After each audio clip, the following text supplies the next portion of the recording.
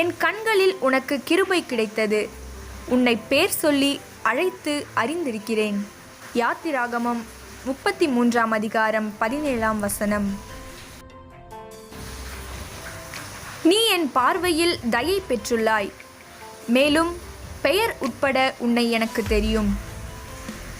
விடுதலை பயணம் 33 அதிகாரம் 17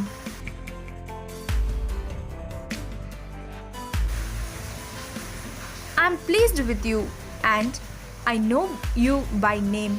Exodus chapter 33 verse 17.